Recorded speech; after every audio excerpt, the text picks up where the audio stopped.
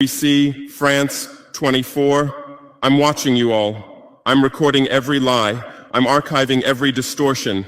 I am Ibrahim Traore, and today I'm pulling off your masks. Yes, you heard correctly. I, whom you call a young military junta leader, whom you brand as a dangerous radical, whom you serve up as an anti-Western dictator, am now telling you the truth. And this time you cannot turn off your microphones. This time you cannot turn away your cameras. This time your editors cannot cut this speech, because the world you monopolize no longer exists. Because millions will hear these words now, without passing through your filters, without being subjected to your distortions, without being muddied by your lies. I am 34 years old. Every day of my life, I grew up with your lies. As a child, I would watch Africa on television. Always the same images. Children with flies, dry lands, weapons, death. This is Africa, they told us. This is what Africa is. And we believed it. We were ashamed of ourselves. We were ashamed of our own lands, of our own people. But then I grew up. I read, I researched, I questioned, and I understood that the Africa you showed us wasn't real. The story you told us was a lie. The fate you imposed on us was a script you had written. For years, how have you portrayed Africa? How have you shown it? How have you sold it to your viewers? As if we were creatures who had no share of humanity, as if we were savages left outside of civilization, as if we were wretches waiting for you to save us. Every day, every hour, every minute, the same story plays on your screens.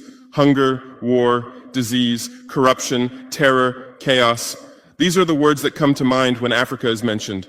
In your Africa dictionary, there are no other words. No hope, no success, no development, no resistance, no honor, no pride, no victory. So I ask you, New York Times, Washington Post, Guardian, Le Monde, have you ever made Africa's successes your headlines? How many times have you written about Rwanda's technology miracle? How many times have you shown Ethiopia's reforestation project? How many times have you praised Botswana's democratic success? How many times have you described Kenya's entrepreneurial ecosystem? No, because these don't fit your scenario. Your Africa cannot be successful. It cannot, because then how will you legitimize your exploitation? If it's not in need of help, how will you intervene? If it's not backward, how will you look down on it? Have you ever asked yourselves, has any editor sitting at their desk, any news director in a meeting, any columnist at their keyboard ever thought, why are the people of the world's richest lands poor? Here are the numbers for you, real numbers. Africa owns 70% of the world's cobalt reserves. Your cell phone, your computer, your electric car won't work without cobalt. This cobalt comes from Congo, but Congolese can't afford cell phones. Africa owns 90% of the world's platinum reserves. Catalytic converters,